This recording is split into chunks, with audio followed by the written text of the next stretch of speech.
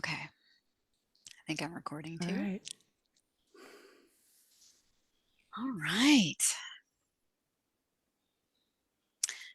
Welcome, everyone, once again to the Creative Nectar Podcast. I am Stephanie Gray. And I'm Jenny Hahn. Hey, everybody. Hey, everyone, it's good to be back. If you've been following along, you know we've been on a little sabbatical, just a little break in between our seasons, and it feels good to be back. It does. Here we go, season three. Here we go, Woohoo! season three.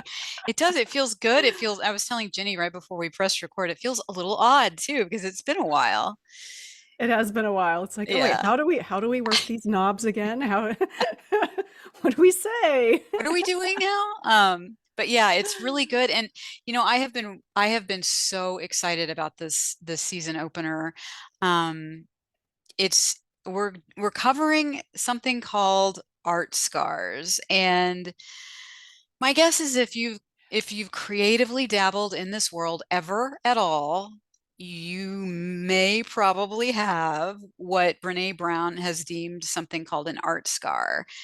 And Jenny's going to talk about that here in a minute, but it, the minute she brought it up, because so Jenny had been on tour doing some workshops and some book readings and signings and stuff like that.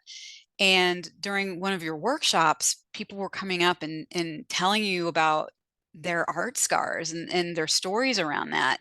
And you messaged me, I think like the day after, and you said we need to do a show on this because it's just so Yeah, prevalent and it's such a big deal. And I feel like, if we open up the dialogue about some of our wounding around creativity, that maybe that can help us reclaim it. And I know I have stories, Jenny has stories, so it welcome in. It's going to be an interesting conversation, and I'm here for it like 100%. So, having said that, absolutely. yeah, Yeah. I wonder, Jenny, if you could get us started with the Brene Brown things. I hadn't heard this term before. Yeah, I hadn't either. And, Brene Brown, the famous author and researcher, did so much research on shame.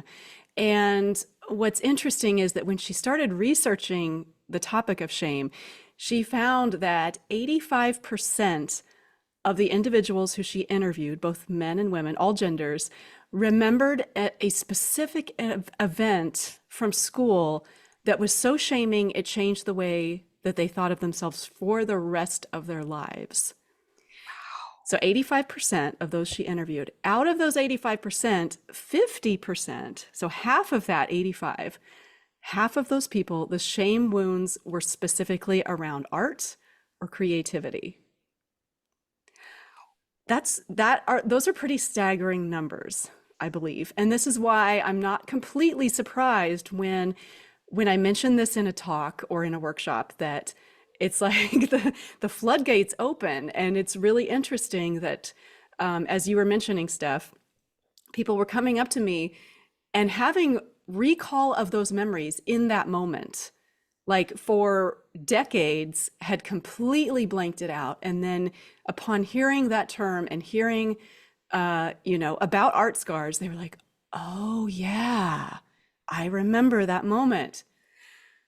So another thing Brene Brown says I think is so important here is that she says that unused creativity is not benign. It metastasizes into resentment, grief, and heartbreak. I'm going to say that again. Unused creativity is not benign. It metastasizes into resentment, grief, and heartbreak. Whew. I mean, I mean, that makes me choke up just to hear that. me too. And I think many of us can feel that grief that, oh my gosh, if we have disowned or disconnected from our creativity or being just the fullness of who we are for whatever reason, because we've been shamed, just feeling those waves of grief that can emerge when we really acknowledge that. This so let me step back for a minute and speak specifically to art scars again.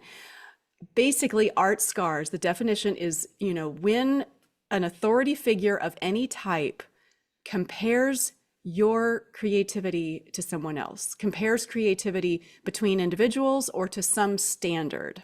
Okay. So this can be a parent, this can be a teacher, it can even be a well-meaning teacher, but maybe a very ignorant teacher. It can be, we can apply this to broader scales too. It can be messages from church figures, from government, from society. Before we went on and hit record, Steph, we were talking about how there's kind of this societal shame in a sense of like when you choose to make some form of creativity your profession or your livelihood. I was fortunate that I wasn't shamed by my family, but I do feel this little bit of sting, this little bit of stigma around, oh, you're okay, do you think you need to get a day job too? Or you know what I mean? Like that's Mhm. not a real, quote, real job. So there's so many ways that this shame plays out. But I think the main reason that we want to talk about this today is because of the way it takes our power away from us, the Mhm. way that it can manifest as self-judgment, feelings of rejection, not good enoughness, or feeling that art making is frivolous or silly or a waste of time. I think you've really hit on something there because I can't tell you how many times people have said, I just don't have the time to do it. I just don't have the time for creativity. When we all do, honestly, and we've had this conversation before, but I think you're Yeah. absolutely right. I mean, it shuts people down to the point where it's like, well, why would I put that back in my life when all that I have is this sort of resentment from this scar that happened 30 plus years ago or whatever it was. When in actuality, when we Right. reclaim that power, it's not only like restoring our own power, but it's helping reshape the world we live in. Right, right. Well, it's interesting because you mentioned like some of the folks that came up to me after a talk, and if I could share one story, it was actually Please. a woman who had a scar around this. So one woman in particular shared with me that back in third grade, her third grade teacher used to incorporate art making into their classroom, sort of as a reward for when you get your class studies done, your assignment, your homework for the class, you get to make art. Okay. Well, this woman loved the art making so much that one day she started with the art. She made the art first before she got done with her assignments. And she will never forget that moment of being reprimanded for doing art first, for not completing her tasks, her assignments. And this woman is now, I don't know her exact age. She's a little older than me. So imagine how many decades have passed. And she realized that she carries the belief today that she doesn't have enough time for art because art is something that you do when everything else is checked off your list, Oh, when you get everything else done. Now tell me, when do we ever get everything else done? When is our to-do list ever really finished? exactly. And not only that, if I start my day with art, the rest of the day goes better. So it's almost like that Mm. intuitive, like, I'm going to start with art. No, you won't. Right, I know. So how many of us have that inner authoritarian that's like, nope, you've got to do the dishes first, like I have and what had that. I have literally had all of that happen. yeah, Yeah. yeah. Same. And I mean, I do it too. And even though this has been, my profession, I still have that. Like, oh, this hasn't been completed, blah, blah, blah. So, yeah, I thought that was a really powerful story because I feel like a lot of us probably have that. So even if you weren't judged by something that you made, even if you just got in trouble for making or for putting yourself first, for putting creativity first, just notice if you have any of those inner messages that art is something that you do later, or art is frivolous, or it's not the most important thing, blah blah blah, fill in the Mm, blank. right. And I think it's also important to note, at least as far as my own personal path has gone, it's like the authority figures did. I had a choir teacher who definitely did some damage, but also a best friend, a mate at the time. I mean, like, Mm, it's not just what we deem as authority figures either that can do that really cutting damage. yeah, that's a really good point. So I'm curious if you are willing to share any of those stories with us, Steph. Absolutely. Absolutely. So there are two really big ones and then I'll share a little one. But Okay. the biggest one happened when I was in the seventh grade. And I need to preface this with the teacher in question used a word, and I would not use this word in normal day-to-day language. I do not like it. I do not condone it. Like I didn't, nobody really uses it anymore, but this was a while ago, folks. So just give me some grace with the story. And I am just retelling what happened. So Mhm. apologies up front. So I was in a musical in seventh grade and we were in practice. And I remember it was my turn to walk on stage. So I walked on stage and my teacher yelled out in front of everyone, people watching, people in the play, blah, blah, blah, to go back and start over because I walked on stage like a retard. So Oh that's my God. I can still feel the sting of those words and thinking, I don't know what she's even talking about. I just walked on like I walked on like myself, right? So that's really shut me down. And I think about Mm, moving forward into like high school, doing acting and stuff and having this sense of never completely being able to do it. And I don't know. I mean, I did some great stuff, but I had memorization problems, and I actually wonder sometimes if that had to do with that, 3, 4 years before that. But anyway, so that's mm, the big one that I still think about. And then the other one was I was probably in my 20s and I was out with a bunch of friends and we decided to do karaoke. And I'd mhm. had a couple and I'm like, yeah, because back then, I mean, I sang a lot and I wanted like that's what I wanted to do with my life, right? I wanted to sing. And so we're at karaoke and I get up and I sing a song and I sing my heart out and I know I rocked. I did it. I did it really well. And I get back to the table and everything and I'm sort of like, yeah, like patting myself on the back internally. And my best friend says, "You look like a fish when you sing." And I was just completely just like a balloon that's so full of air just completely shot down by a BB, just like done and just deflated. So those are the two things I remember the most.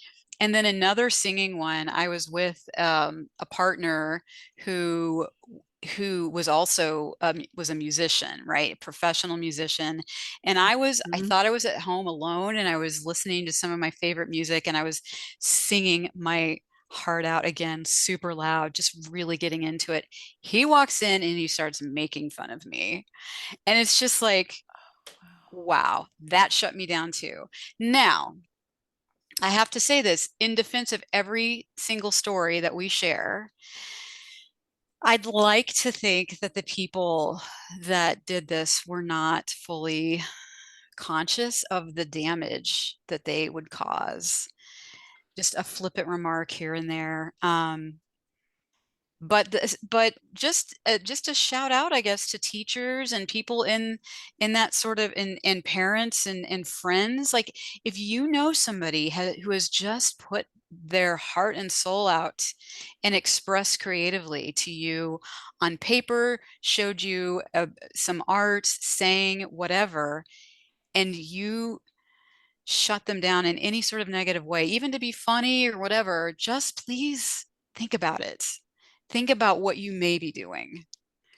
And Yeah. I shall step off my soapbox now because but yeah, I mean, to this day I don't really sing in a public way at all. You know that, Jenny. Well, I'm so glad you shared these stories, Steph, because what you've illustrated here is that we're not just talking about visual art making. Mm-mm. Even though art class in elementary school seems to be one of the most scarring places, environments, at least in the past when we were growing up. I'm Right. hoping it's changing today. However, what you're showing us is that it's not just related to visual art making. We're Mm, talking about singing, acting, just our bodies being on stage. I mean, body shaming. mm, There's so many ways. Music.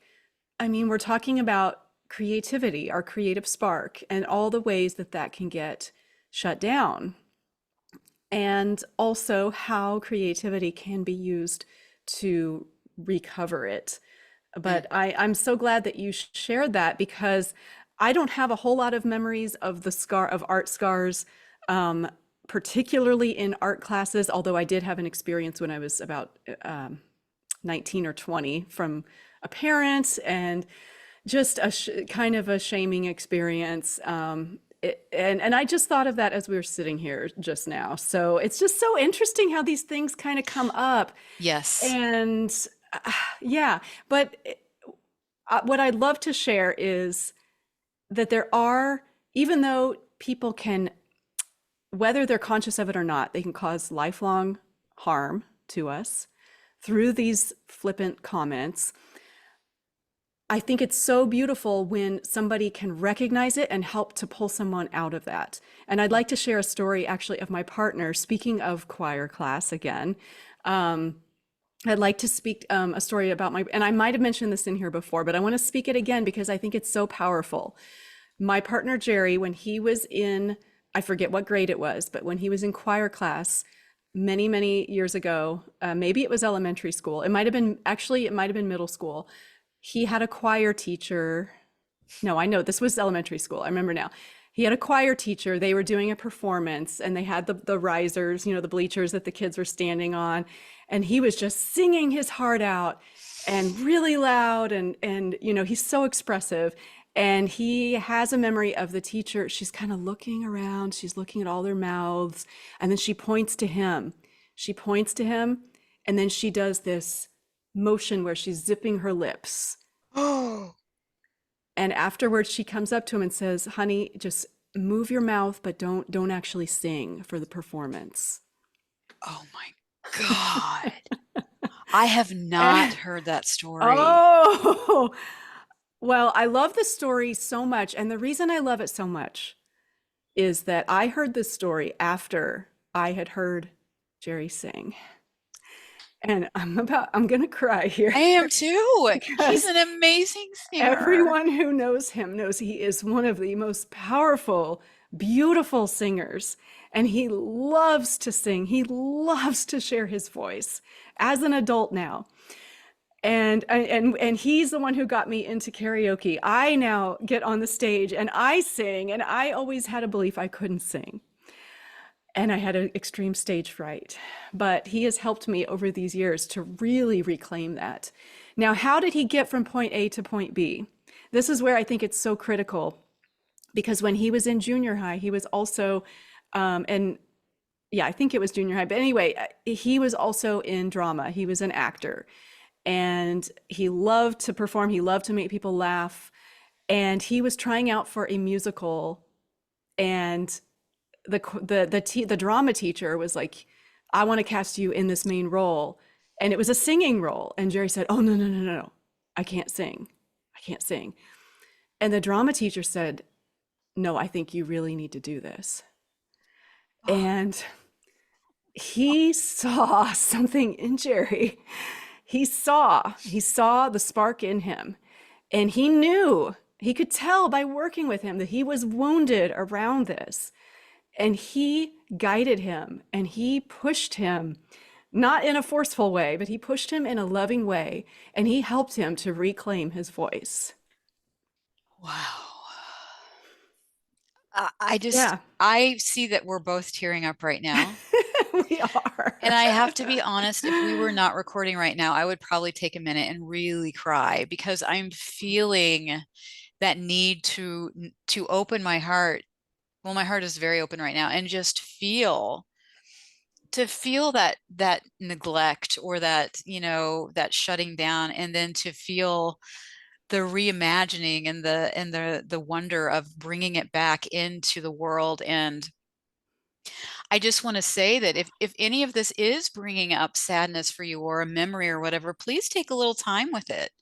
Take a little time with it Yes. and feel it in your body, like we talk about a lot, and then just, let it go if you can, or talk to that Yes. part of you, that version of you that's feeling this. Yes. Anyway, that And I just, yeah. yeah, and I want to say, you have your hand on your heart, or you did a second ago, like, if you need to place a hand on your heart or just, or cry, I mean, scribble it out. So, like, yes, this is part of the reclaiming process. And we're going to talk more about this here in a moment, of how to come home, how to call in and bring back these pieces of ourselves, because they are essential. They are part of who we are, and they deserve to be seen, to be heard. They deserve to express. This is part of the healing process.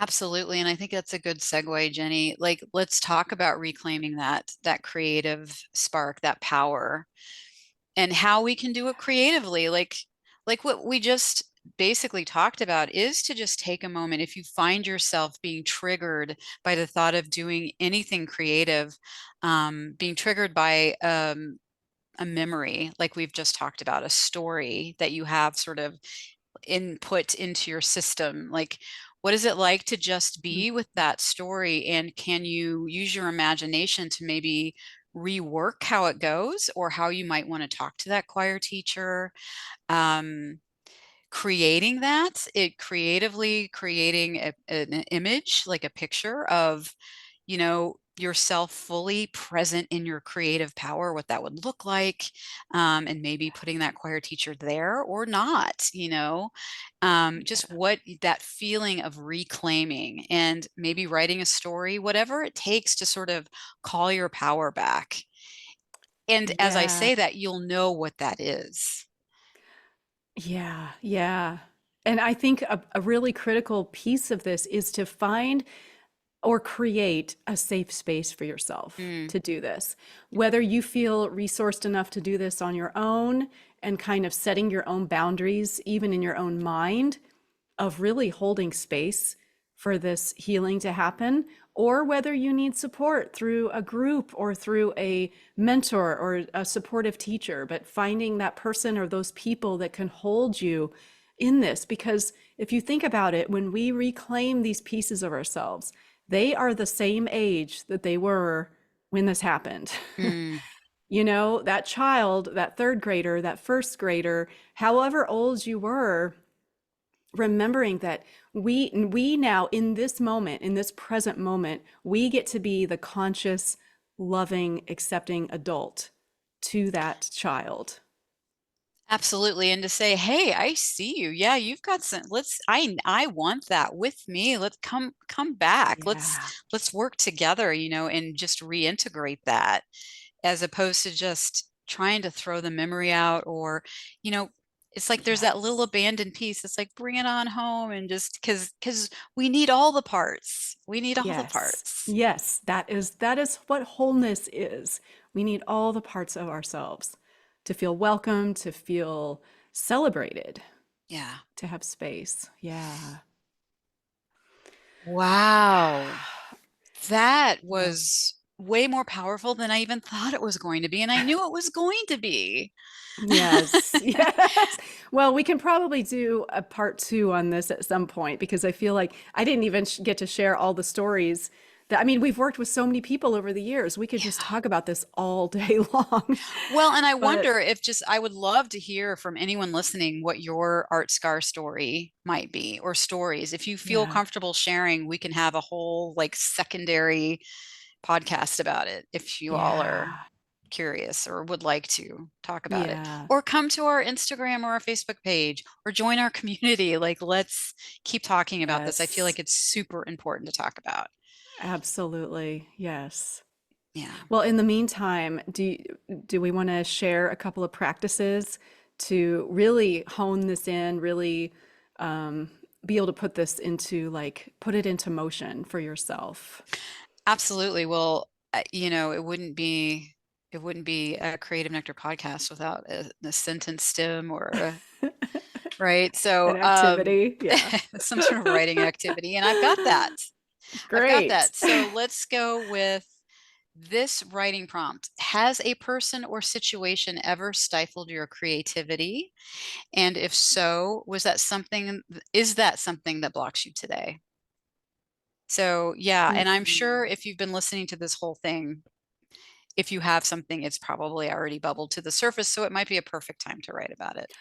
Yes, and to really be able to go into detail of Hmm. writing about what you were feeling and how, how that is limiting today if it is. Yeah. Absolutely. Yeah. Yeah. And Jenny, That's great. do you have an exercise for us? Yeah, this also ties into that. And this is actually kind of similar to the exercise I have in my book, Creative Flow, the chapter 7 inner child homecoming practice.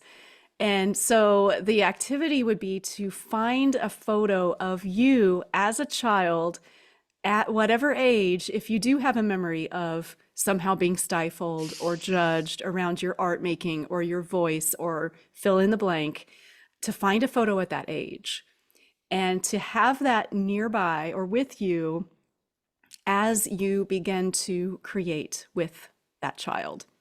So Mm. this can be with simple art materials like paper and markers, or crayons would be a great one.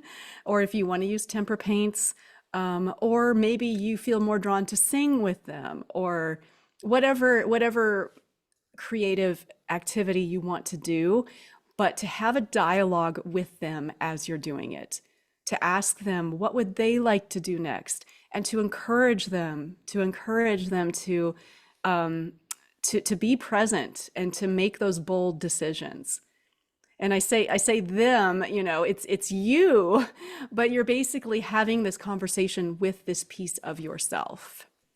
Right. So letting them take the reins, and again being that conscious, supportive, loving adult that's kind of holding the space for this creativity to emerge and to blossom. Mm. That is such a powerful exercise. Yeah. Yeah, And yeah. perfect for what we're talking about. Yeah, and I know you and I both have done work with photos of ourselves from the past, and we've brought this up in different ways on this podcast before, but particularly with the art scars, I think this is really a powerful practice to do. Yeah, me too. Yeah. Wow. Well, I that feels like that might be it for today. This feels like completion for now. Yes. Yeah. There's always a comma. There's always a until Until until the next next time. one. Yes. And until next time, please visit us on Instagram, YouTube, Facebook.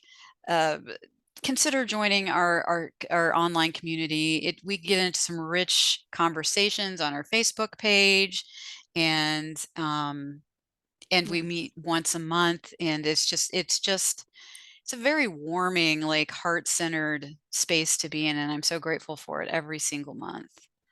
Yes, yes, the community is really beautiful. So that's called the Soul Nectar online community. The monthly meeting we do is via Zoom, so you can join from any location on the planet. We have, yeah, just a really supportive group there, and we welcome you to join us. Absolutely. And I'd love to also put a plug for anyone in the Midwest of the United States. We are doing our first in a long time together day-long in-person retreat, a process painting retreat called the Soul Nectar day-long process painting retreat at Unity Village near Kansas City, Missouri. So Yeah. that's coming up June 8th for anyone who would like to join us in person, even if you're not local. They have lodging on grounds, so you could make it a personal retreat. Yeah. They have lodging and food, right? If I'm not And mistaken. food, yes, hmm yes. hmm Oh, and So, we would love to see you and meet you in person. I'm just so yeah, excited. It's been way too long. yeah, yeah. It'll be, yeah, I'm excited too. All right, folks, we will Okay. see you very, very soon. It's great to be back. Yes, it is. Everyone be well, and we will see you soon.